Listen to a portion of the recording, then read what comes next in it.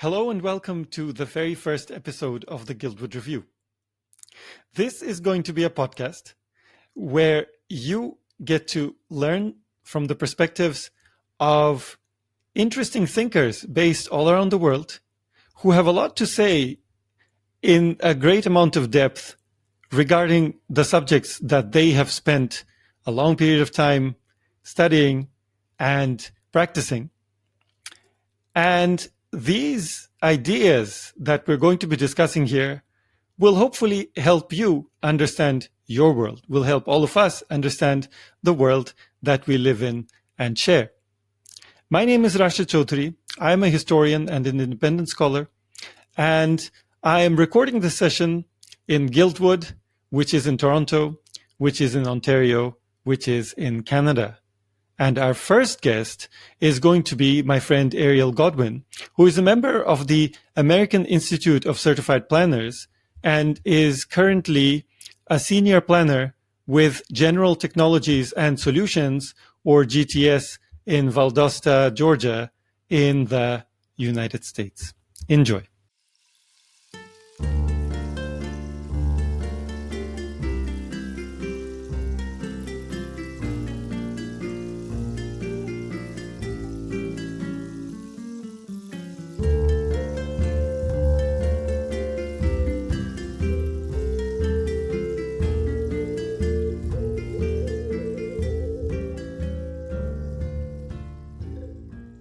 All right, and we are ready to go. Ariel, thank you so much for joining us for this show, for the very first episode, and welcome back to my parents' living room, albeit virtually this time. You were just here about a month ago, and now you're back through the good offices of Boomcaster, which is great. So first of all, why don't you begin by telling us where in the world you are right now? Well, I am in the city of Valdosta, which is in the state of Georgia in the United States of America.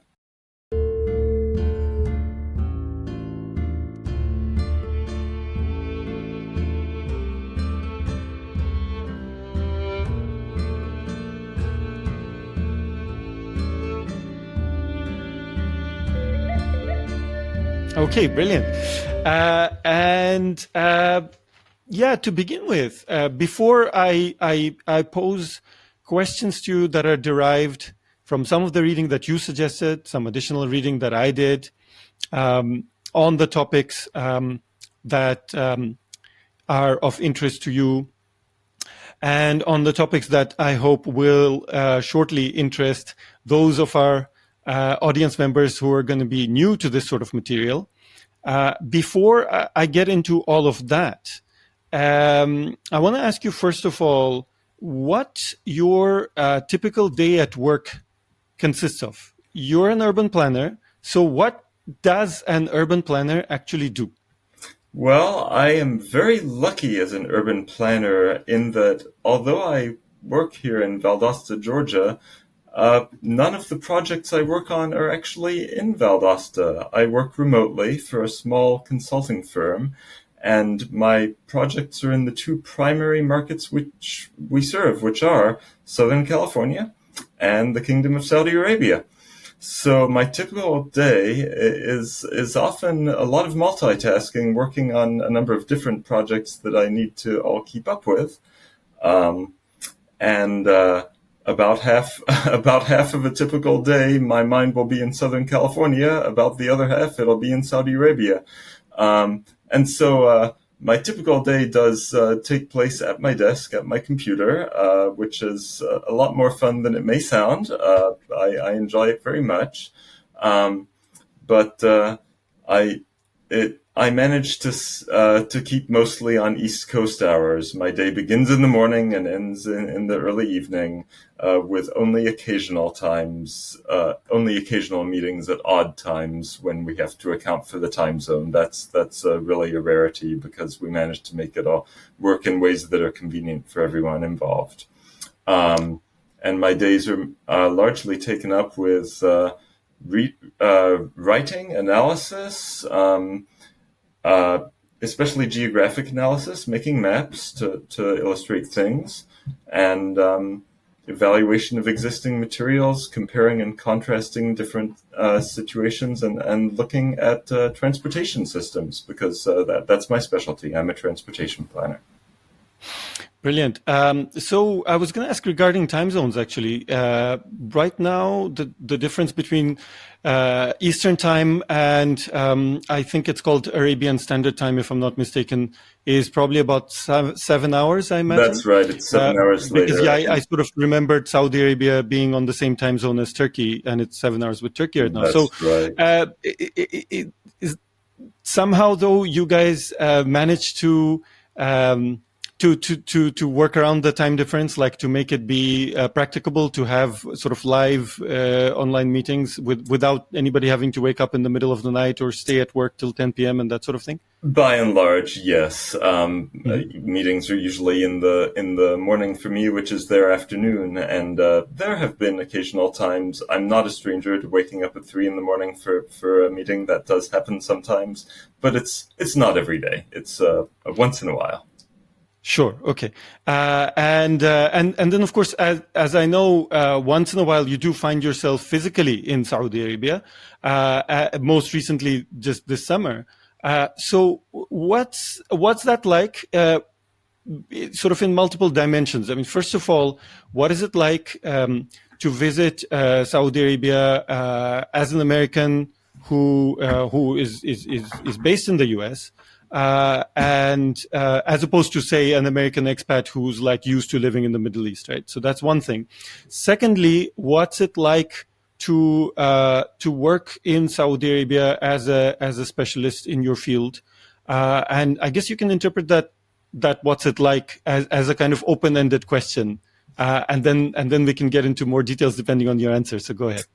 Right. Well, as far as visiting Saudi Arabia as someone from the U.S., it's very welcoming. It's a very welcoming place, and that I think that's especially noticeable because the country has been open for general tourism for only a few years, but it's clear that the tourist industry is something they want to grow, and of course, this includes not just tourism but business visits as well. So it's the visa process is easy, and I feel welcome there. And as far as the work there, the amount of development that is occurring is truly amazing. The level of ambition in terms of growth it is remarkable.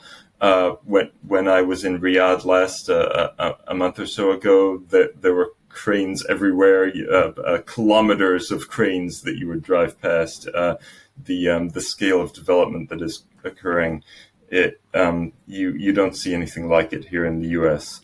So it's an ambitious nation that is growing and becoming, I'd say, more open to the rest of the world.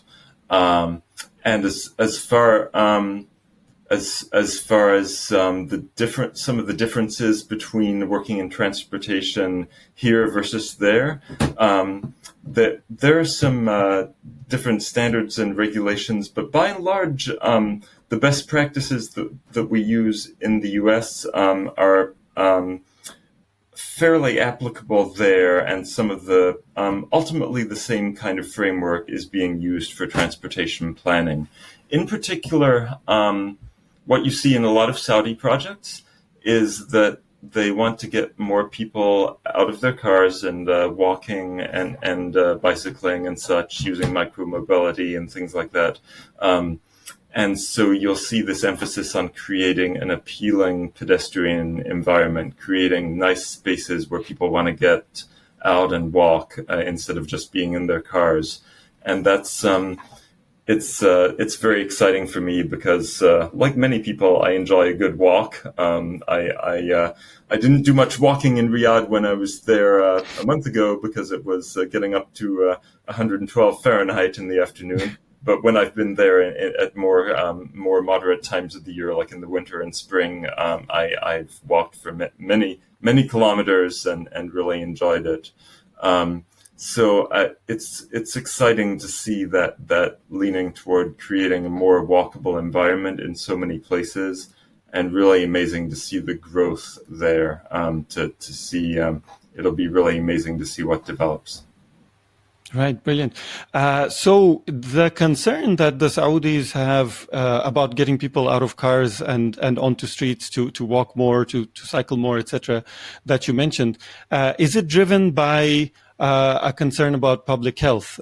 Because from what I know, just having read around it a little bit, there's a quite serious problem with obesity in Saudi Arabia, much like there is in the United States, but perhaps more severe than in the United States. I don't recall the figures off the top of my head, but I remember some of the Gulf states being in the, towards the top of the sort of international league tables when it comes to that issue. And of course, in many ways, obesity tends to be driven by if you spare the pun, driven by a lifestyle where people are driven everywhere. I mean, in Saudi Arabia, it might not be people driving themselves; it might be them being driven by a more lean-looking Bangladeshi chauffeur, I suppose. So is it that which is driving their concern, or is it perhaps a desire to follow international trends towards pedestrianization and so on? I mean, it's not just Saudi Arabia that's doing it. I mean, Montreal for the last many years has been talking about, every single summer, actually, this discussion begins anew, about pedestrianizing certain portions of La Rue Sainte-Catherine, which is like one of the main sort of shopping arteries of Montreal.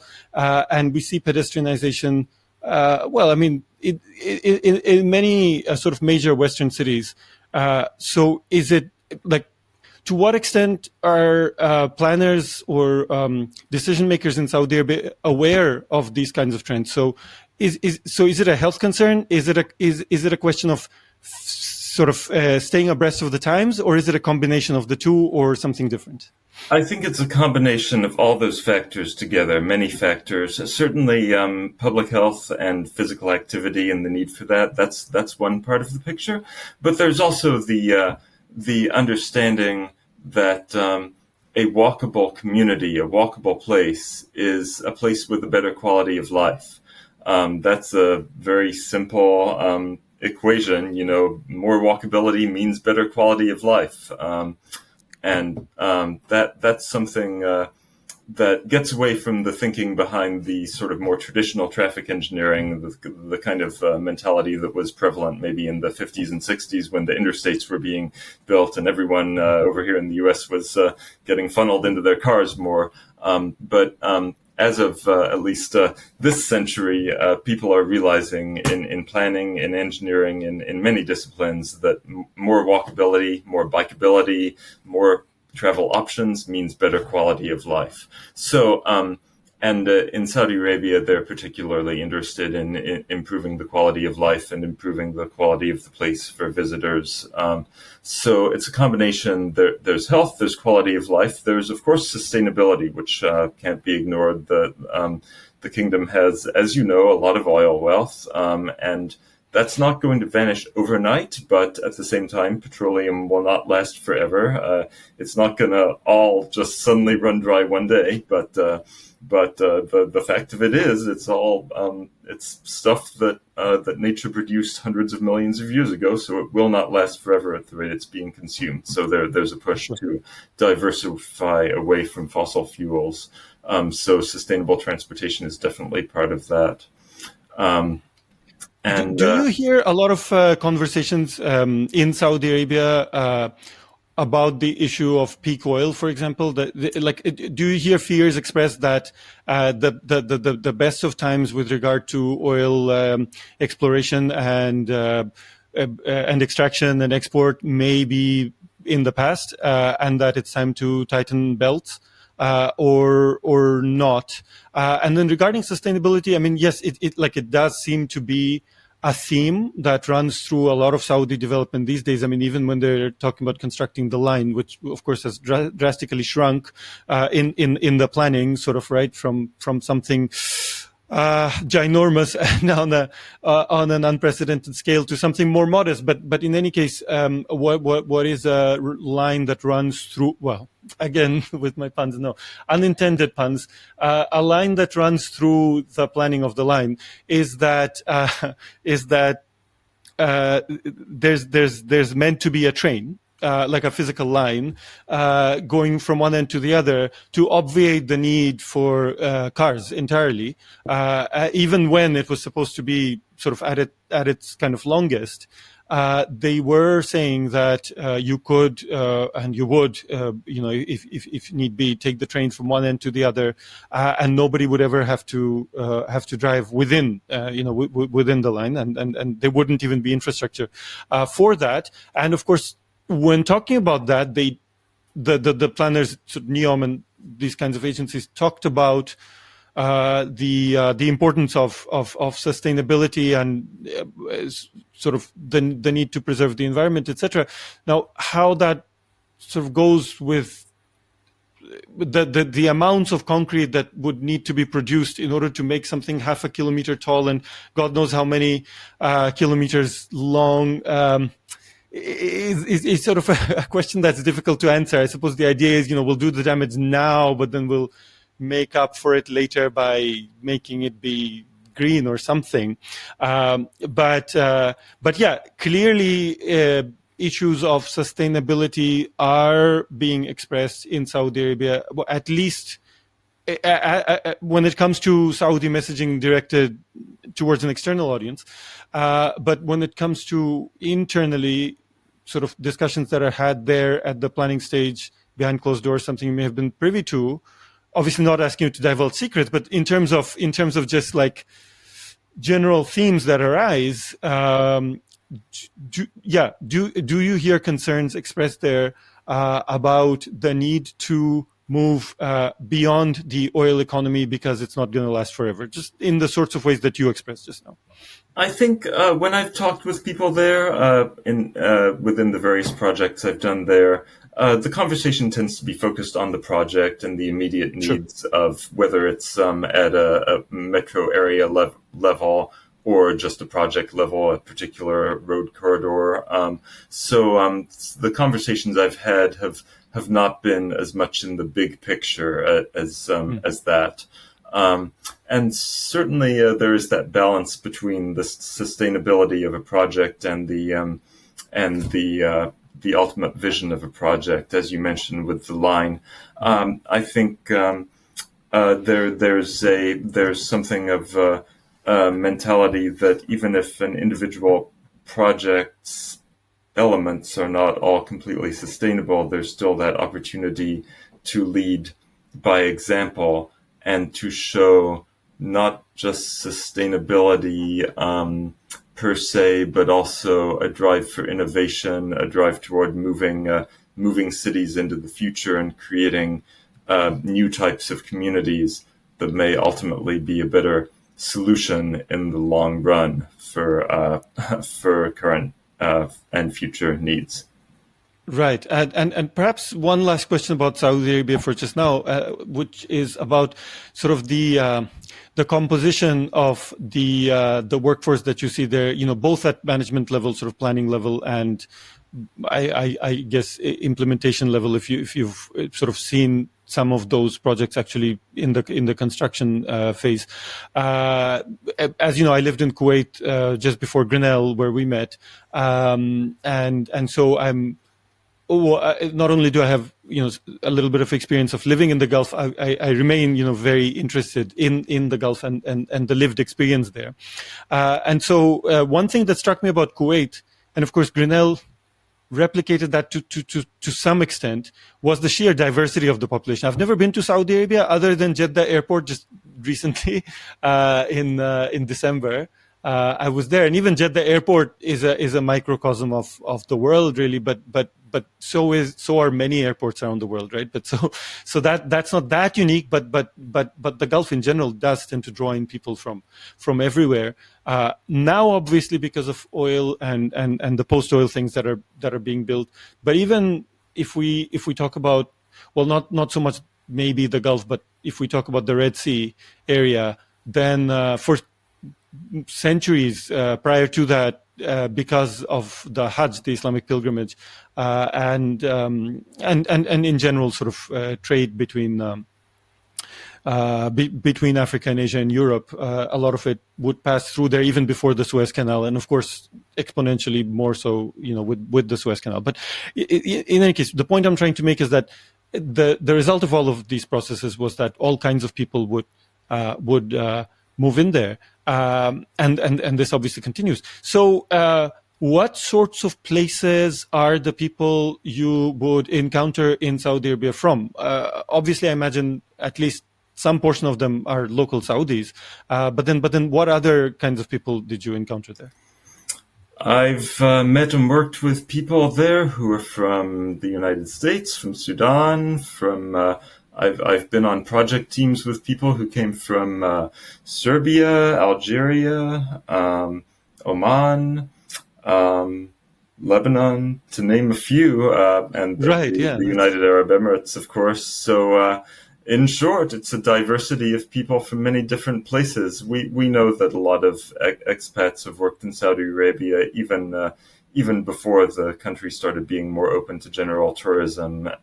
Sure. But now I think that there's been increasing diversity in the people coming there for a variety of jobs and visits, and I think I've there's more people from Europe and the Middle East there who I've met and worked with, maybe just because America is farther away. But I think the push to increase the connection between the U.S. and Saudi Arabia is increasing. I just heard recently a new airline is being formed, Riyadh Airlines, I think it's called, which will have direct flights between the U.S. and Saudi Arabia. I see. Are there none right now? Like Saudia, does it not fly? Because it does fly here to Canada. It flies to Toronto. Right. I don't think I've always gone through Europe when I've gone there. I see. Frankfurt. Yeah, I mean, I wonder if they do. It's possible that they do, and maybe they don't. It may well be that from where you are, the easiest connection is through Europe. If for example they happen to use only one airport, which doesn't provide the best connections, or it may be a technical issue like that. But yeah, I mean, flying Saudi is certainly a very interesting experience because it's the most religious airline that I've ever flown. It is. I mean, I'm a Muslim myself, so I found it very interesting the way that you can incorporate religious practice into your flight experience. So it's not just about sitting back and enjoying the friendly skies, but also there's a prayer room, for example, right, where like people get up and do group prayers. Or, for example, I happen to fly during Ramadan. Now, fasting while traveling is not required according to the Quran, but is not forbidden either. So if you happen to be doing that, then the captain actually makes announcements regarding the end of the fasting period, and then iftar is distributed and that sort of thing. So yeah, it was quite different because even flying the major airlines based in other or Muslim countries, or the flag carriers of other Muslim countries, you don't really get that, So I wonder if the new Riyadh Airlines is going to be like that as well. I mean, I guess it remains to be seen. Mais maintenant, je voudrais te poser une question en français, parce que toi et moi, on a tous les deux étudié le français au même lieu, à notre université, à notre petite université aux États-Unis. Et toi, tu as beaucoup voyagé, et comme on a déjà parlé et comme on a déjà dit, tu as visité cette année même, cet été même, l'Arabie Saoudite, l'Égypte, tu étais ici au Canada, ici à Toronto.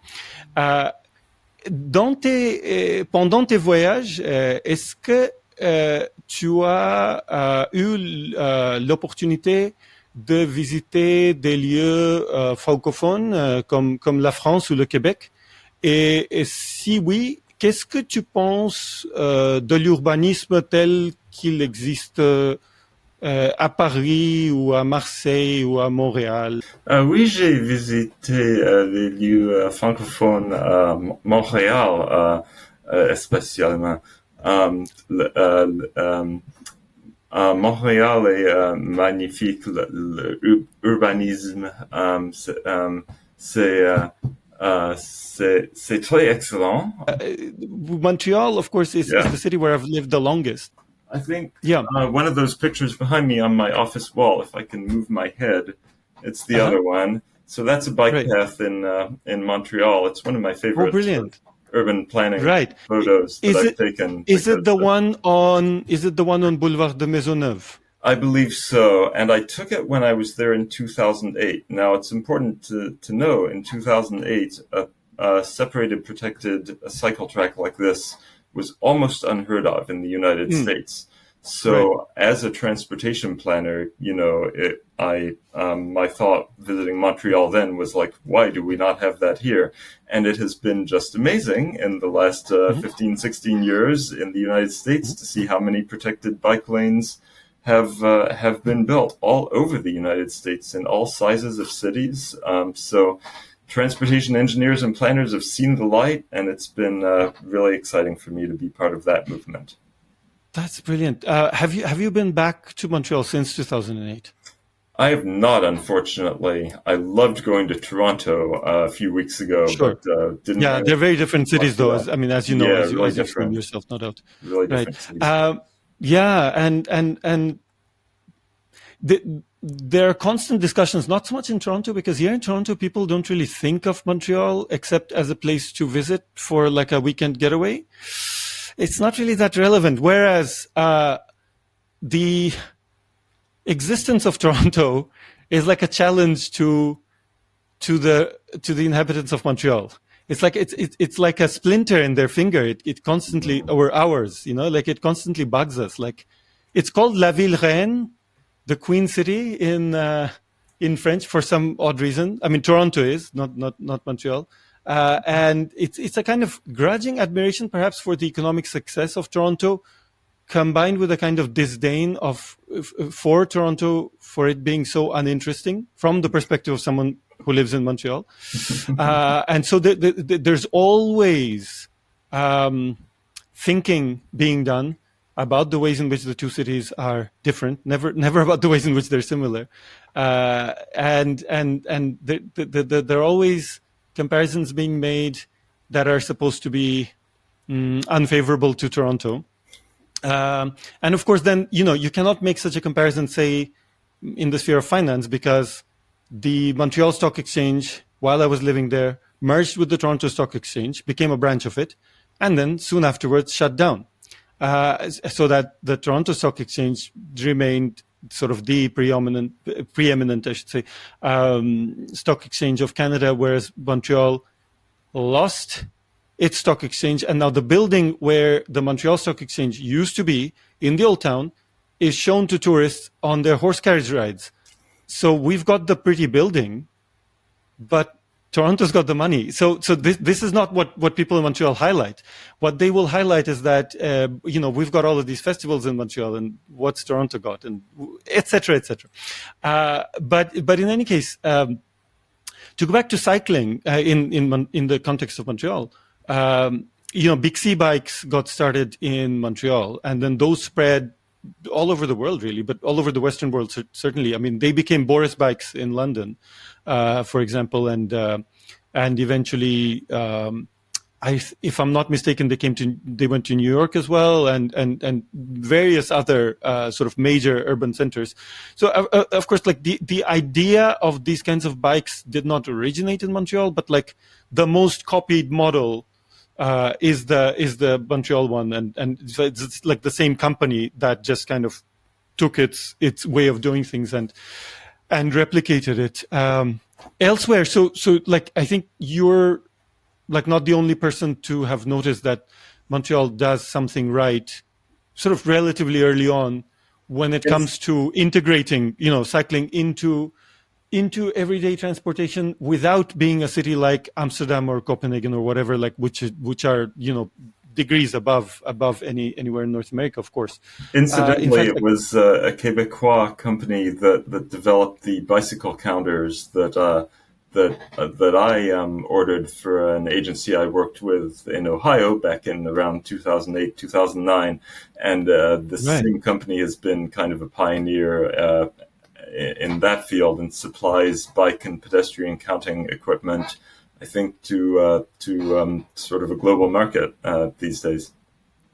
Right. How much cycling do you mention? Do you notice in places like Saudi Arabia, for example, where there's this attempt to move out of cars, etc.?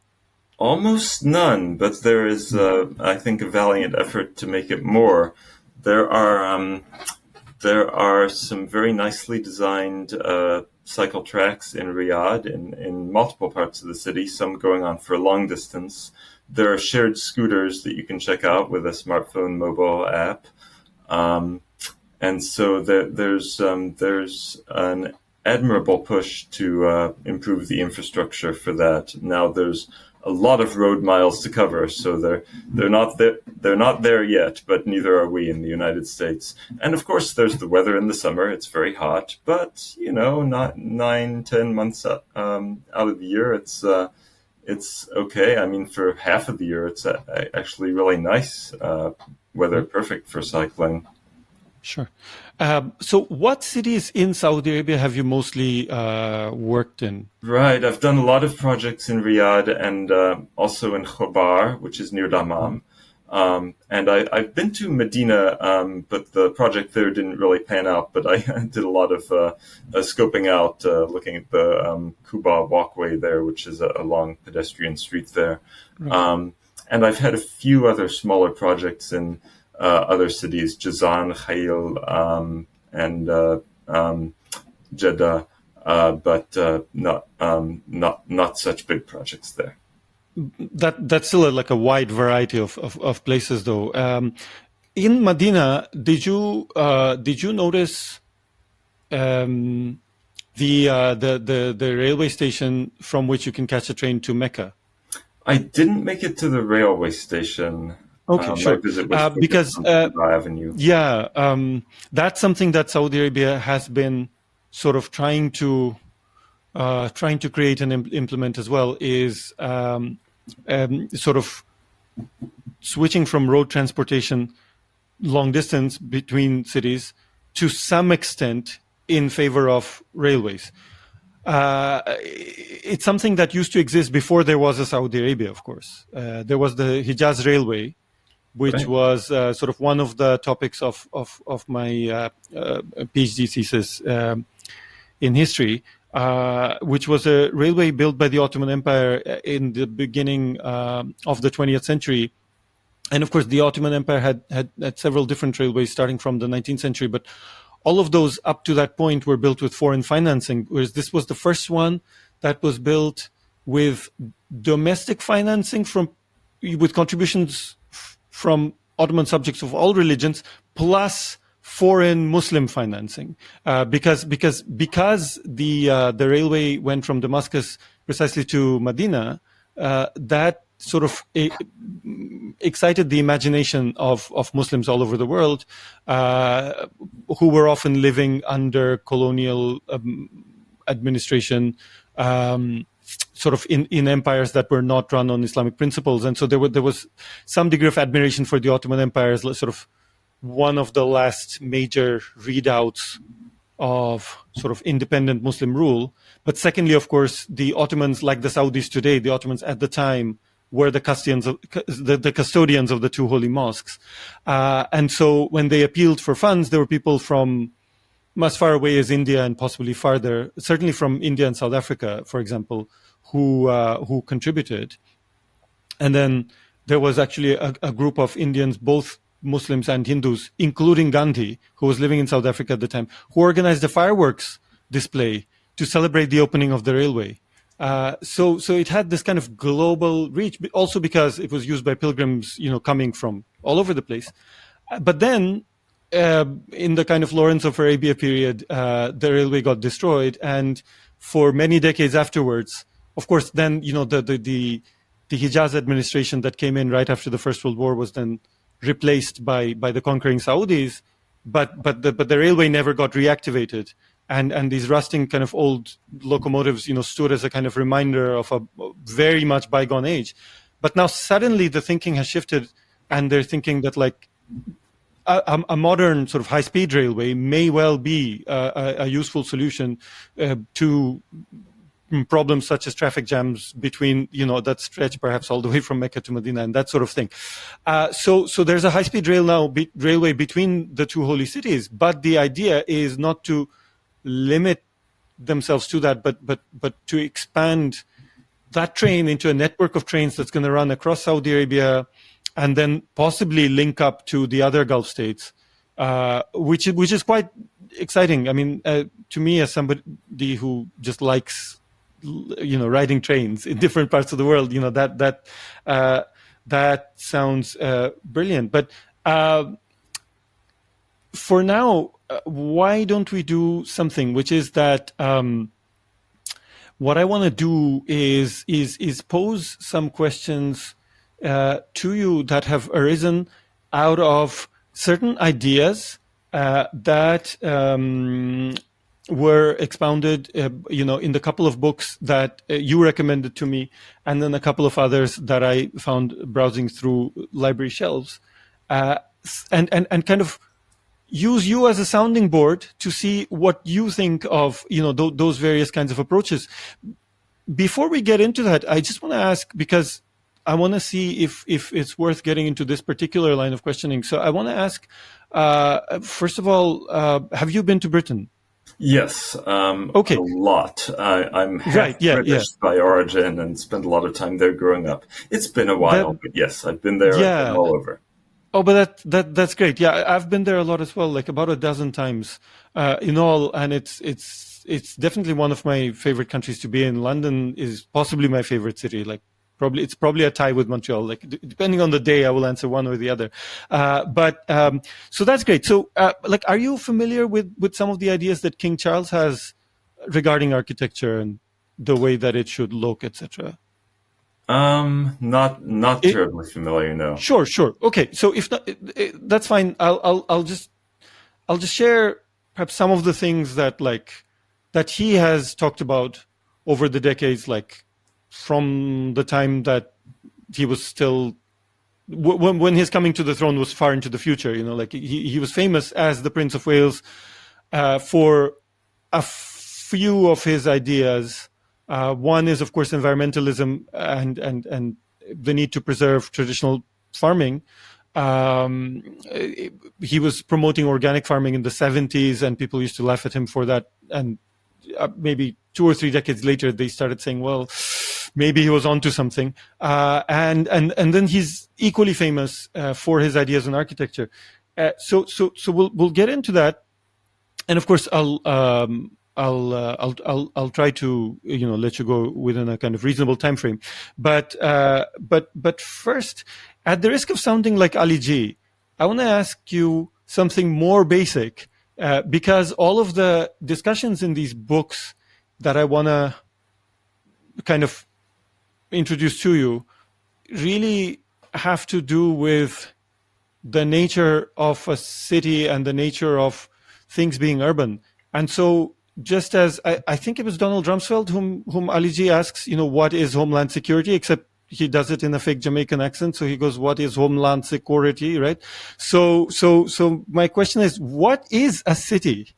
And what does it mean for some place to be urban, in your view?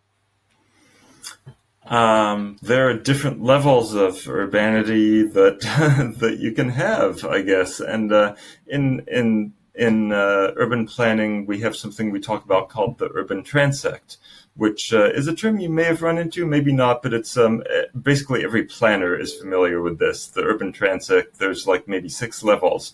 So there's rural, and then there's low-density residential. There's suburban, which is sort of in the middle. There's urban neighborhood, and then there's dense urban, which is like your downtown, high rise, and various things in between. So it's something that can be used to represent and visualize a sliding scale from the very low density, which is not a city, to the very high density, which definitely is a city. What defines a city, then we can choose however we want to, really. Choose your point along the scale to see where the city starts. Are you looking at a regional transportation study, for example, where a big region like a whole metropolitan area with 10 counties or something like that needs to be comprised? Then your urban area you're looking at could include everything sort of up to the urban growth boundary, right to the edge of what's rural. So that could be your city. Or are you thinking of downtown areas and just high density built up areas? Then maybe something more like downtown Toronto is your city, and the rest of it is more just neighborhoods. Historically, cities maybe used to be more strictly defined in some parts of the world because many of them had city walls and fortifications built around them. And I think if you asked someone in certain parts of the world, maybe a few hundred years ago, what defines a city, they might have said, "Oh, it's what's inside the city wall." And then finally, there's the administrative definition, where something is incorporated, chartered as a city. Someplace like the city of Valdosta, where I live now, has a convoluted boundary due to the different areas they've annexed, and that includes some areas of open space, some farmland that have just been annexed into being part of the city in anticipation of future development. So, lots of ways to define a city. It depends on the context. Sure. Yeah. No, that's a great answer. When it comes to a city being what's within the walls, so the intramural kind of definition,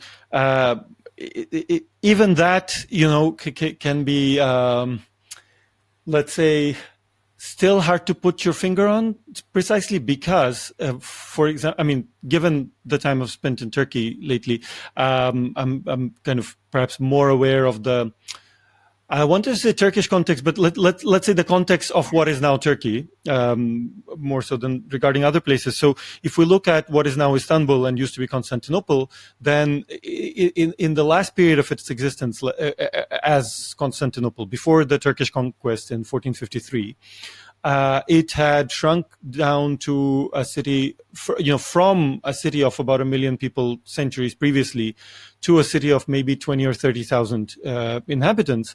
And so the space within the walls, and of course the area within the walls was equivalent to, I don't know, have you been to Istanbul by any chance? Unfortunately, I haven't. I read this great book called Cloud Cuckoo Land by Anthony Doerr, which has a lot of scenes in medieval Constantinople, and it made me really want to go. So it's definitely on the bucket list. Highly recommended. Definitely come visit when you can. But now it's a city of 16 million people and the biggest city in Europe. But of course, for a long time, when it was the Byzantine capital, it was also the biggest city in Europe on a much smaller scale, obviously. But in any case, it had fallen on hard times by the 15th century as a result of the Fourth Crusade and so on. So the result was that sort of the area within the walls was mostly farm fields, and you had a few villages largely disconnected from each other, remaining in what used to be one of the grandest imperial capitals of the world. And even the palace where the emperor still lived was in ruins and had been for a couple of hundred years. So at this point, though, in Greek, the city was called Opolis, as in the city. So the quintessential city, the city by definition, the city par excellence was that. But it was really a set of villages which are the equivalent of a fairly small sort of neighborhood, in kind of today's world. So yes, it's a kind of, if we get into the world of definitions, it's a very shifting kind of sphere, as you have described. Now, of course, you mentioned the construction of the interstate highways in the U.S. in the 1950s, and one of the books that you recommended to me, A Field Guide to Sprawl by Dolores Hayden, talks about that. I wanted to say extensively, but nothing in that book, of course, as you know, is extensive, really. But she does, make pithy, let's say, remarks about the construction of the interstates, including the fact that they were called the defense and interstate highways, which is a kind of way to sell things. I mean, if the road network was anti-communist, then you'd get appropriations for it and so on. But in any case, what that has led to, of course, is sprawl, because it has made it easier to, as you well know, to live far away from where you work, and then to drive into work, and then as a result, then you drive to shop, and you drive to the gym, and then get on your treadmill, etc. As she defines it, sprawl is unregulated growth expressed as careless new use of land and other resources, as well as abandonment of older built areas. Now, among your colleagues today, how much of an effort is there to reverse this kind of trend, especially the abandonment of older areas? So in other words, like to densify urban cores in order to maybe reduce the need that certain people feel for additional sprawl.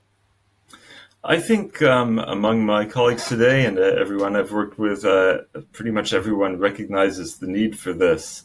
And I think it's a challenging problem to tackle. It can't just be fixed overnight. There are regulatory hurdles. There are elected officials who are sometimes hurdles. But by and large, there is really, especially in the discipline of planning, there is an enormous push to move away from sprawl, to fill in the empty spaces. That's called infill development, and to fix this problem with various solutions to make better communities and a better quality of life.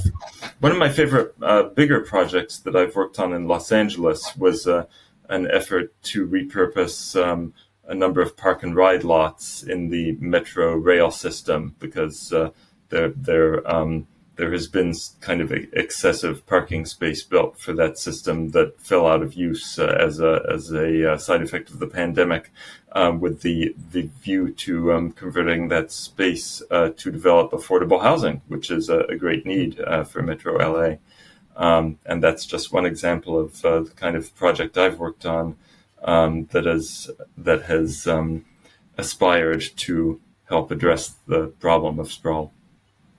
That's great. I heard of similar things sort of in the planning stage in Winnipeg in 2014 when I was about to move back from there to Montreal. So I didn't follow up to see like what had become of it. But it's a sort of horrifying statistic that like while I was still there, literally half of the surface area of the downtown core consisted of parking lots. It's something that the Winnipeg Free Press, which is the main newspaper there, mentioned, and they were trying to change that state of affairs by sort of infill construction. What they were going to do is issue building permits for high-rise buildings, sort of office and residential buildings, maybe shopping centers, for many of those spaces occupied by parking lots, and then not actually eliminate the parking, but just move it underground. But then have, maybe 10 floors or more above in order to make the city sort of more of a living entity. And so it's great to see that elsewhere as well. Now, this book here, Urban Ecosystems by Robert Francis and Michael Chadwick, talks about the domestication that urban animals rather than human beings have undergone to some extent, such as foxes, for example. Foxes living in cities apparently have become less territorial and more gregarious and more willing to tolerate each other. Now, my question to you is, to what extent does that apply to human beings? Are we more tolerant of each other living in cities? Or does living in cities actually do the opposite and make us lash out? I remember doing some readings on this way back in grad school and learning that some urban planning scholars had used rats as an analogy. And if you have lab rats and keep them at close quarters, they tend to fight more. And the claim was that the same effects can be noticed with people living in higher density situations in cities. But this was used in the context, this was referred to in the context of the tenements of the late 19th century in the densest cities, like in New York. So I think density is one thing, but the other things factor into the equation. There's quality of life, and a lot of things feed into quality of life. How good is the place where you live? Like, do you have enough space to live? How easy is it to get around? Does the transportation system work? And are the amenities you need there? Can you get to them? So I think and just purely qualitatively, there are some I've been in some dense urban environments where people seem less happy than in others. I did think, and this is purely anecdotal, but when I visited Toronto recently, people seem very friendly and happy there, and they have this nice transportation system that works well, and all these modern, clean high-rises that seem to have good amenities. So, I mean, we can make superficial observations like this, but I think the important lesson is that, yes, urban density can have negative effects, but it's not just about the level of density. It never has been. The way people move in a city, the way people can move through it is as important as the city itself, if that makes sense. Right. So options for mobility are important, and then other options: amenities, quality of life, quality of spaces, availability of green space. And this brings me to two things. I mean, first of all, I was sort of making faces a little bit while you were talking about people in Toronto being happy, and the public transport system here being Just good. an outsider's perspective visiting. Well, yeah, it really depends on your point of comparison, obviously, because again, like. Back when I used to live in Montreal and would visit Toronto, the first thing that would strike me is how unhappy people's faces were the moment you got off the bus. I mean, sometimes even before that, like between the two cities. And similarly, the public transport system isn't as good as that of Montreal, and of course the one in Montreal isn't as good as some of the European ones, but the one in Montreal actually won the award for the best one in North America one particular year while I was living there, and then they had stickers on the trains sort of announcing that for many years afterwards. But I think it's a deserved kind of accolade. But yes, I mean there are certainly certain big cities where people seem sort of more on edge than in Toronto. So I can certainly see that. But the other thing I was going to say is regarding public transport. Now you mentioned the importance of having sort of usable and useful transportation options if you are in a sort of high density situation, in order to not have a kind of frustrating life. And so. Where do you think the root of the problem lies in much of the US, outside of perhaps cities like New York and Chicago, and in Canada as well, outside of the major cities such as Toronto and Montreal? I hear Vancouver has a fairly good public transport system as well, but I've never been to Vancouver.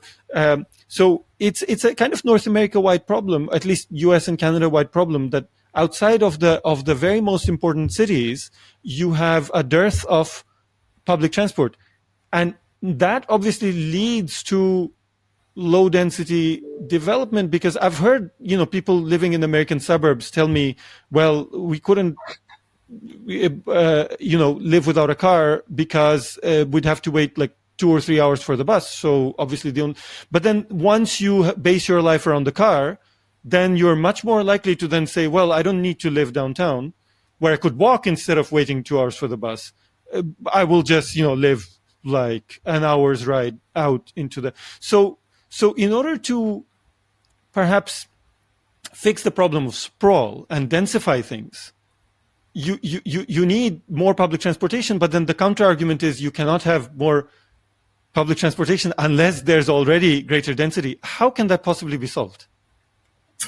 My stock answer is that it comes down to land use, which is in the US we have land use plans, zoning ordinances, but they're not as strict as in some places. Land use is not controlled as strictly or as comprehensively as in many other countries, and this is one of the things that I observed long ago, and one of the things that first got me interested in urban planning was when I was 17. I went on a bicycle trip in Europe, some like guided bicycle tour for teenagers. We biked across the Alps and through a part of France. And what really struck me going through these villages in rural France was that every single village had a defined beginning and end point. And I compared it to my hometown, which is a village in upstate New York of about 3,000 people, which has no kind of defining beginning and ending point. You come into town, there's the gas station and the strip mall and another strip mall. Then eventually you get to some houses. You don't sort of know where it all begins and where it ends. Whereas these French villages, you're biking through the fields and the farms, and then suddenly you get to the village. It's very well defined. So that's transfer this to kind of a global scale and compare different communities, and you can kind of see in American cities we've allowed this kind of outward development, this low density development. Therefore, you don't end up at the level of an individual city. You don't end up with the kind of density that allows a public transit system to achieve very high ridership levels, a very high mode share, and then you have the lack of political will to invest in changing that as well. So it struck me not too long ago. I've hosted a few exchange students here from the Czech Republic, and I got to talking with them about how many people are in Valdosta, what's the population of Valdosta, what's the population of various other cities around here, Tallahassee, Macon, Albany, Georgia, etc. And it came up, they would say, a city that size in the Czech Republic would have a streetcar system, a tram system with complete with complete coverage, and our city in the Czech Republic with 200,000 people has about 20 streetcar lines or something like that. So that drive toward public investment is part of it. It's harder to find the political will, certainly here in the U.S. I think one, it's sort of as an outsider, but somebody who did live in the US for 5 years, I think that part of it is that Americans, for the most part, are really quite comfortable where they are. Like, obviously, like the majority now of Americans lives in suburban settings, and they tend to be happy with that, despite the deleterious effects of this mode of living. And the reason, the way I see it, is because of whatever positive things they find in that, such as having a backyard where you can throw a barbecue or that sort of thing. Of course, that way you have many fewer neighbors to invite to that barbecue. But in any case, I've actually had Americans tell me things like, when I have criticized suburbanism as a kind of lifestyle, they'll come back and tell me things like, we are lucky to live like this. And I would say, well, but you have to drive to the grocery store. but they don't see anything wrong with that. Like if you are somebody who was raised in that kind of environment, that seems only natural, I suppose. But then, see, if the entirety of the US were like that, I would say, well, that's how that country is, and okay. But then you've got New York. And New York is the kind of city that I would see as a city, and that I think anybody in the world would see as what they would picture in their mind as being a city. And it's so when you arrive, yes, it feels tall in Manhattan, but it doesn't feel unfamiliar. And not only because of the sheer diversity of people, so that you'll always meet somebody from your corner of the world, but also just because it's urban in a way that people are familiar with everywhere. And so I'm sure any visiting Czech in New York would say, oh, okay, we've got these things in Prague, only here it's on a much bigger scale. So, and it's Americans who, yes, immigrants from all over the world, but essentially people who are Americanized, who built New York, and of course people who'd been there for generations as well. And then there's Chicago, which is a similar thing on a smaller scale, admittedly. These are the two that I'm personally familiar with. If you want something at a much smaller scale, there's Washington, D.C., which in the city itself, when I was living there, had about 600,000 people. So it's like the size of Winnipeg. But Winnipeg is essentially, may viewers from Winnipeg forgive me, but it's not a very interesting city. On the other hand, Washington is. It's found a way, like it's limited the heights of buildings, so that they cannot exceed the capital. But it's got very good public transport with the metro system, and connections to sort of the whole kind of suburban area, much of which is actually fairly high density for suburbs as well. And then within the city itself is walkable, is high density, is thriving. It's got really interesting neighborhoods with all kinds of interesting things going on, so that it's just a pleasure to be walking along the street. Now, if Americans can build a Washington and a New York and a Chicago, why is it that people from the same nation, and often it's people, Americans are famous. I was told this during international student orientation at Grinnell in 1999, that like Americans are unlike most other people in the world, are very ready on average to sort of pull up their stakes and move across the country. And they were telling us the statistics, like the average American has lived in X number of states and has moved every so many years throughout their life to another state, etc. Obviously, there are people who've lived in the same county all their lives, but sort of the average person is quite willing to move. And so many people who don't live in those big cities have lived there in the past, or may find themselves living there in the future. And yet the mentality in terms of what a city should be or what urban life should be, it's as if it's in two different countries entirely.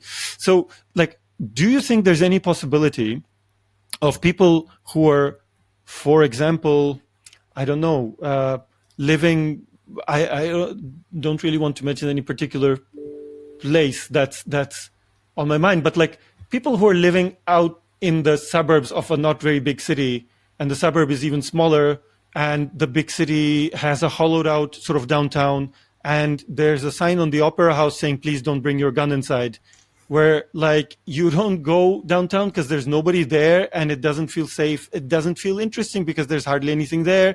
So you live in the suburb, you spend your life there, and you're happy with that.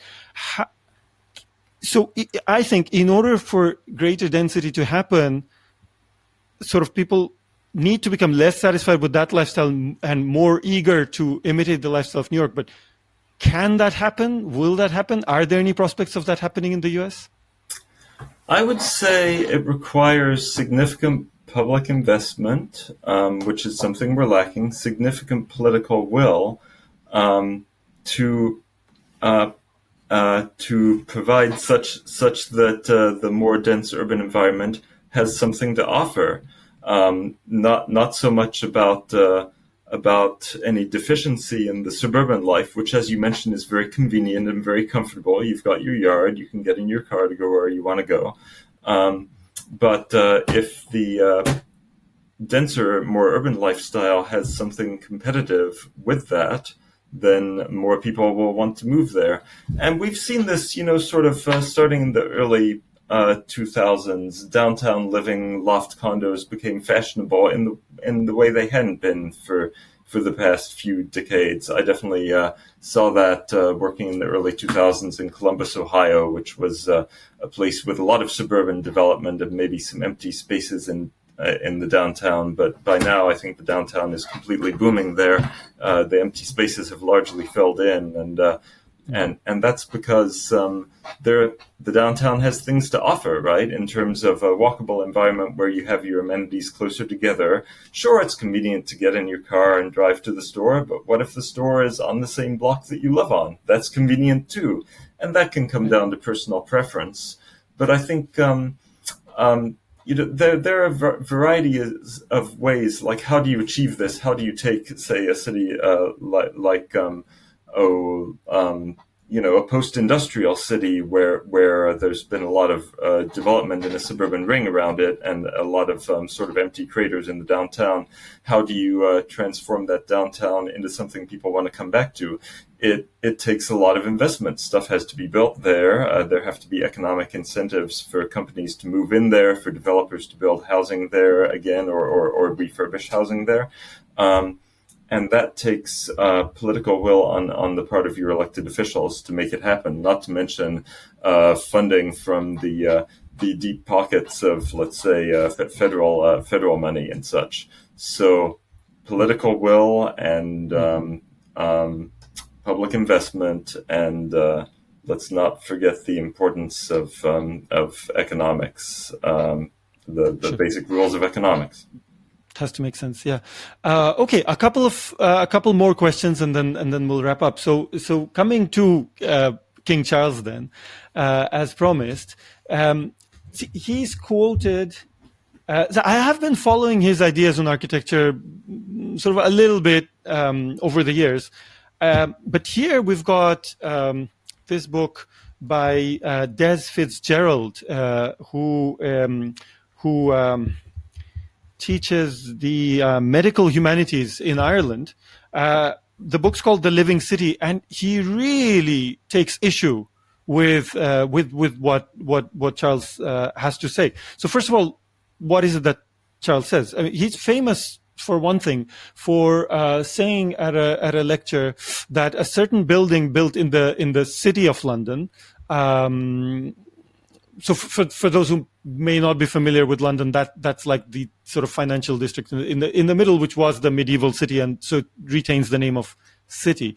But in any case, it's in the city of London. There was a certain building constructed that Charles found particularly objectionable while he was the Prince of Wales. So he gave a speech to some kind of meeting of planners and architects, and he said that it looked like something like a carbuncle on the face of a dear friend, and that did not go down well, in that community, as you can imagine. And then he doubled down on it, by writing a book called A Vision of Britain.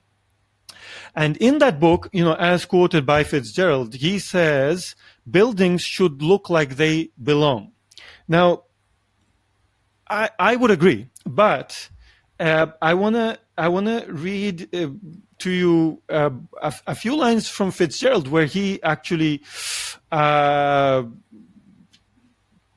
objects to that assessment, let's say, vociferously. And so he begins by saying, King Charles is well known in Britain for his strong architectural views. He is understood by many, continuing the quote, of course, he's understood by many in the profession to simply be a kind of idiot dilettante. For others, no doubt, perhaps for people with more conservative leanings, he represents a voice of reason and sanity on urban design. But there is something more interesting, more troubling about the King's view that is often less noticed, which is his idea that the modern cityscape is not simply ugly or badly constructed. Rather, it is unnatural, that unlike the buildings of previous centuries, the architecture of our age has somehow become confected and artificial. So this is Fitzgerald's critique of King Charles. Now, I think to some extent it's par for the course for perhaps, an Irishman being the most vocal, in sort of attacking the head of the British monarchy, because there's history there.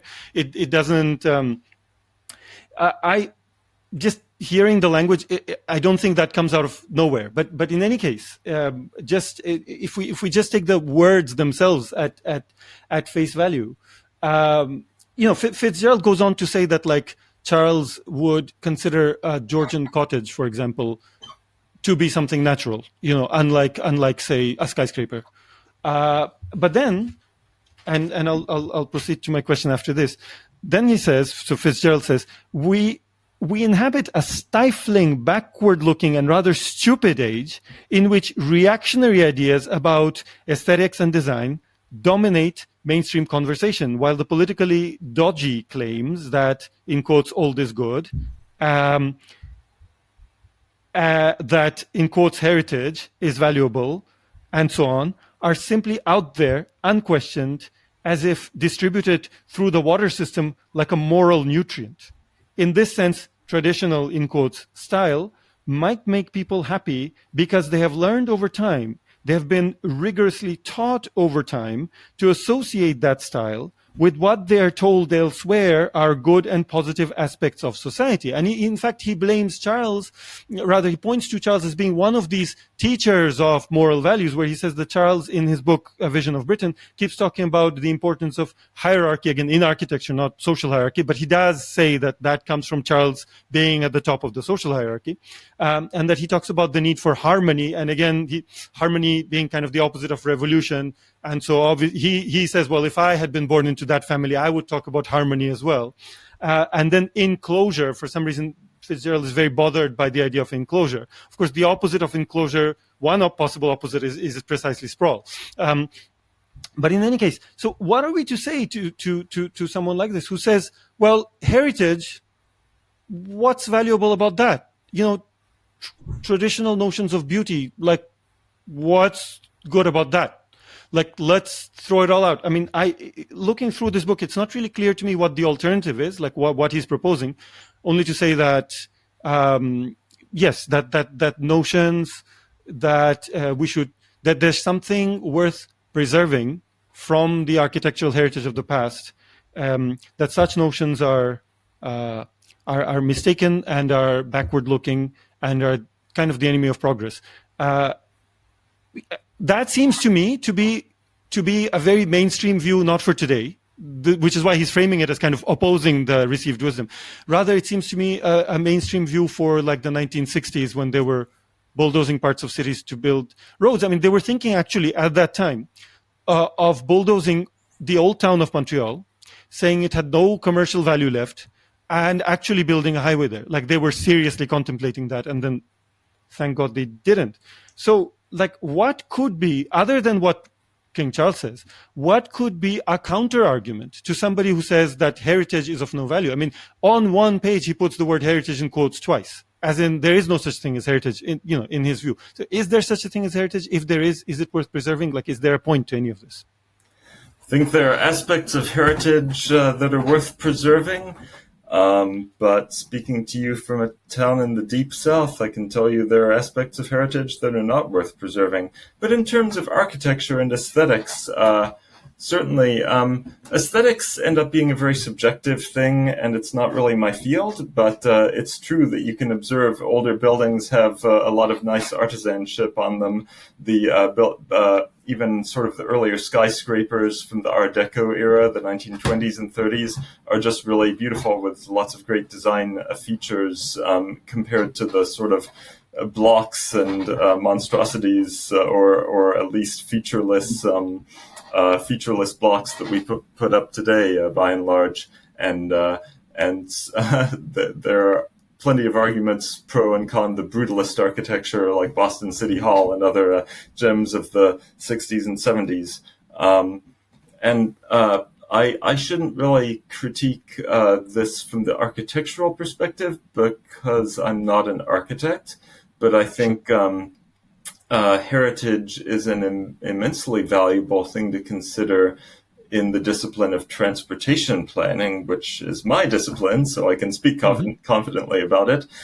So if we think about the heritage of transportation in the United States, looking back a little, things went wrong in the interstate era when communities got bulldozed. But before that, we had, for a while in the 20s and 30s, roughly, give or take, we had a lot of these great things called streetcar suburbs, which are sort of more residential areas outside of the urban core, where families can sort of have a house and a yard, but not too big, not too sprawly, and ride the streetcar to get to work or to wherever they want to go. So that's I used to live near one of those Grandview Heights in Ohio, next to Columbus, one of the older inner ring suburbs. I used to live in one in Washington as well called Mount Pleasant. There you go. At some point, I mean, like I couldn't really tell any longer that it was actually like sort of elevated above the surrounding area. But at one point, apparently it was. And then people found it hard to walk downtown to work.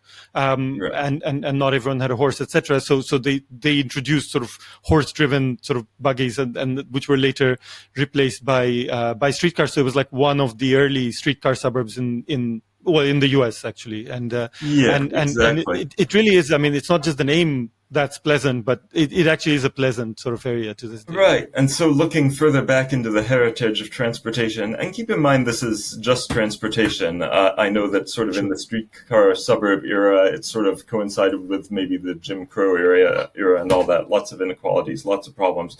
But looking strictly at transportation systems and how they worked, if we look further back, sort of around 1900, the late 1800s, the bicycles experienced a kind of heyday because they were this innovation and roads were not all dominated by cars yet. So people could bicycle everywhere and it was this great liberation.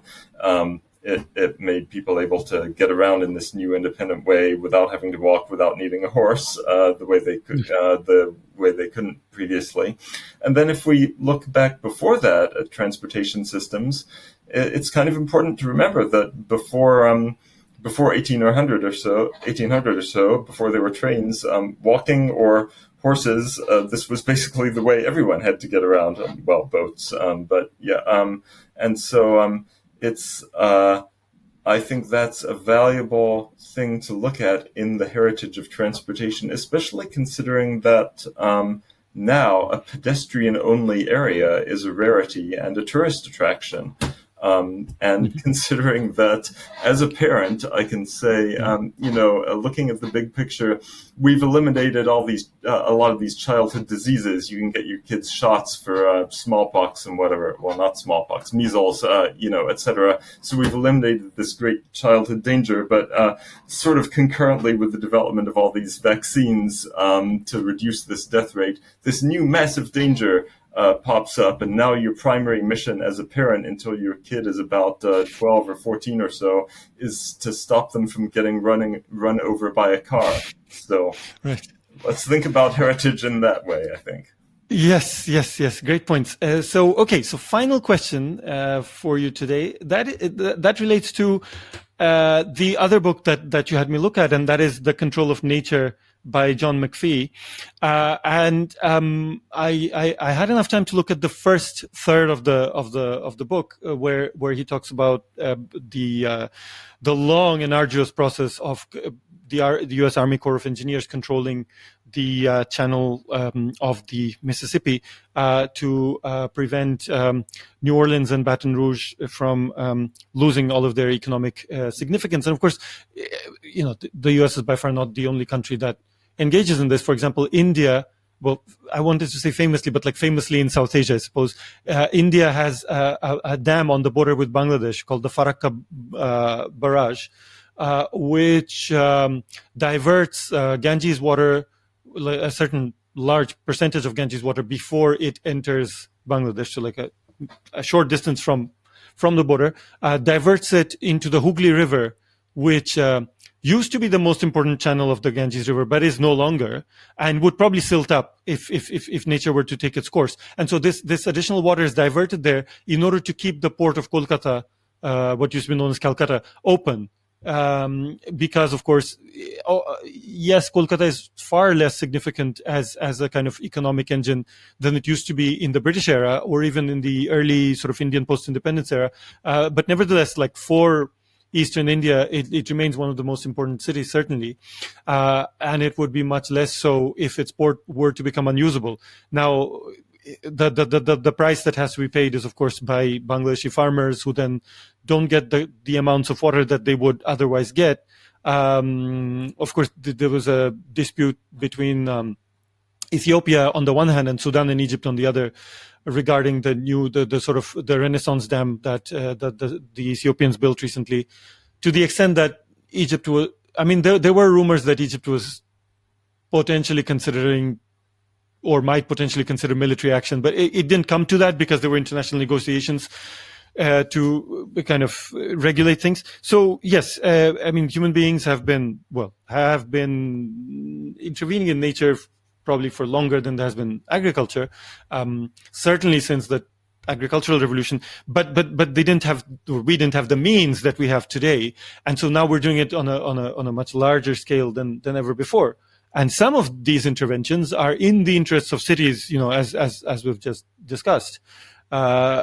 Cities need navigation channels if they're port cities, cities or they're river cities. Cities need drinking water. They need all kinds of resources shipped to them, etc. So, to what extent do you think we can actually work with nature, perhaps without such drastic and both environmentally and financially costly sorts of interventions, in order to achieve the goals that we have, which is, I guess, prosperity and sustainability would be among our goals, or do you think that it's really a kind of either or situation, that like to achieve the kind of level of prosperity that we have come to expect, at least in Western societies, but really anywhere, we must needs, be fighting nature tooth and claw in order to, win our dollar in the face of opposition from nature. Which is it, do you think? I think to some extent it depends on the place where you're building your city in. Los Angeles runs into this rock size problem because it has this geographical constraint of these mountains, and likewise Louisiana, Baton Rouge, there's the Mississippi there, which is sort of the sustaining engine of that area in some ways, but also something big that needs to be controlled for people to live there on a large scale. On the other hand, take a place with a less significant geographic barrier, St. Louis, Kansas City, or something like that. Nature does not have to be, at least looking at it superficially, nature does not have to be as large scale controlled in order to make a large city possible there. What is going to be interesting is to see the effect of climate change on coastal cities, and I don't know if that will be seen during our lifetimes, but by all predictions, it is coming. The sea level rise is going to eventually affect. It's already affecting places sort of in a minor way compared to the effects that are expected over the next several generations. I mean, I was reading a report published about 2020 by a combined sort of a team of researchers from the Royal Society in Britain and the National Academy of Sciences in the US. And I think, if I'm not mistaken, they mentioned that the sea level had risen already by about 13 centimeters compared to the pre-industrial era.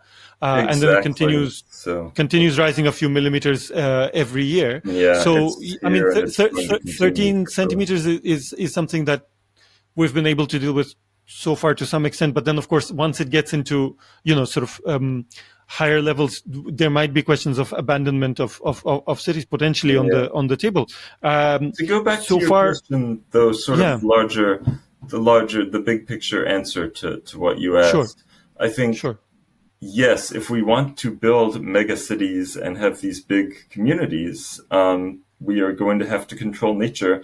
And part of that is just the sheer number of people that we're talking about. If you look at the graph of global human population growth, and just think about it in big picture terms, it's an unprecedented growth. I mean, it's rare for a species to grow in numbers and take up this much space globally.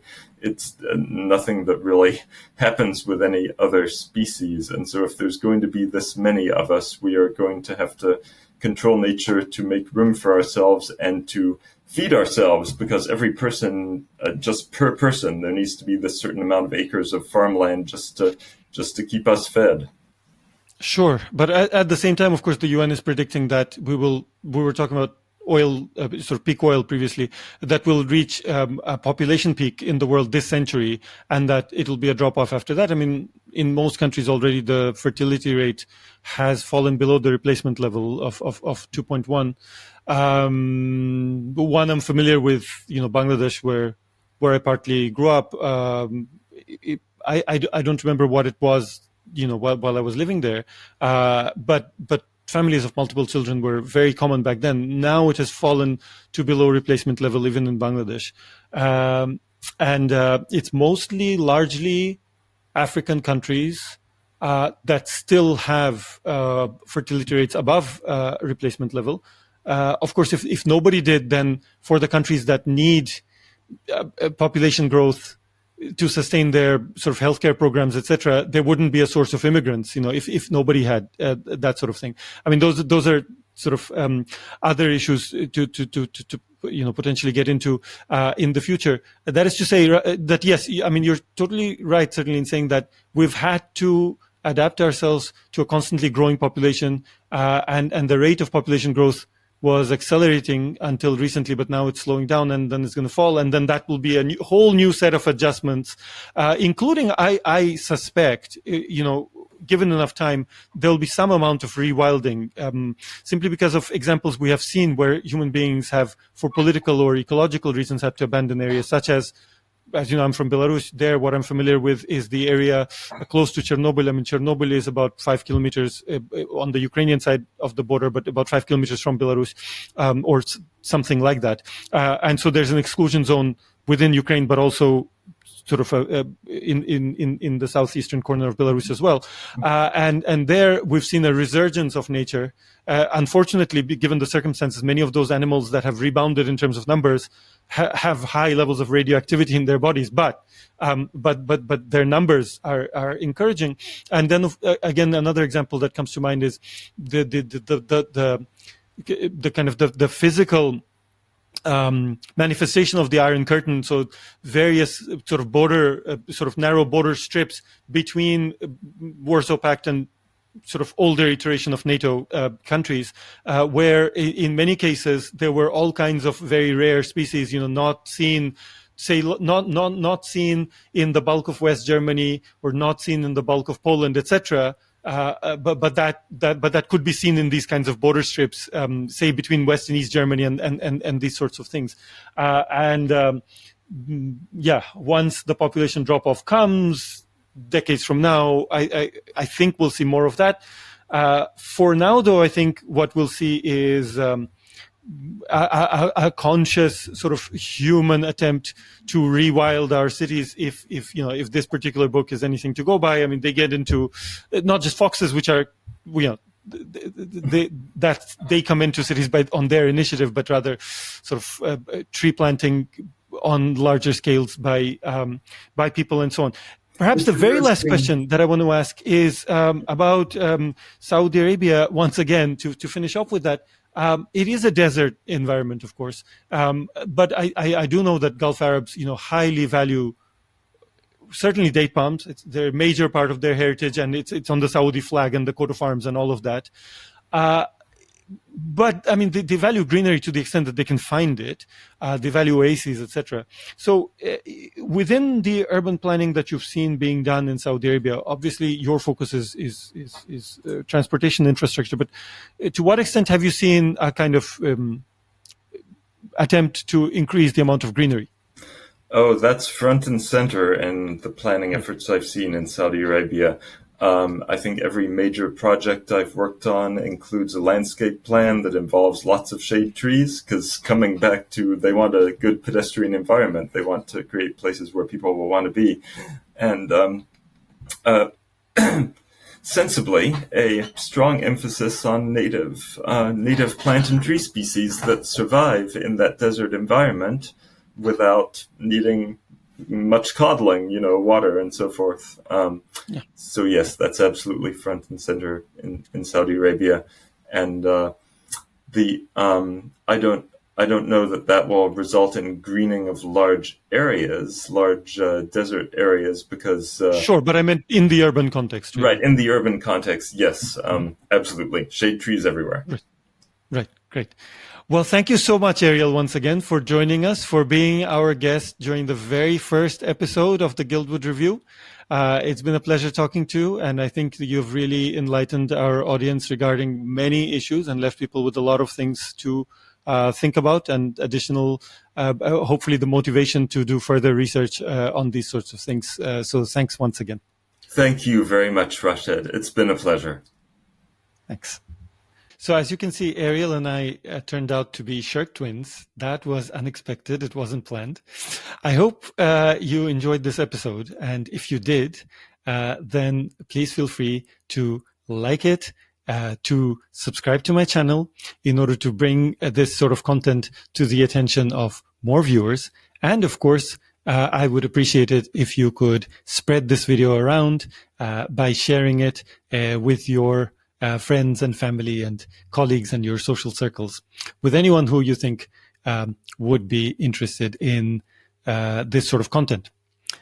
Secondly, leave me a comment and tell me what your impressions of this discussion are, or what sort of further questions arise in your mind based on it. Next, if you'd like to support my content on an ongoing basis, then you can support this work on Patreon. And if you'd like to buy me a coffee, then you can do so on Buy Me a Coffee. There's also already Guildwood Review merchandise available. So if you want to buy some of my gear, then you can do so. There are going to be links provided below in the description to all of these kinds of things. In addition to that, if you'd like to have a read of the books that we discussed on this episode, I'm going to be putting up links as well to places where you can locate them for yourselves. Additionally, if you would like to hire me for English or French lessons or lessons in a different language, then there will be links below as well explaining how you can do that. And lastly, if you want to hire me for translation or editing or voiceover project, there is going to be a link below as well mentioning how you can do that. So be well. Thank you very much for watching this show, and I hope to catch you next time. Bye for now.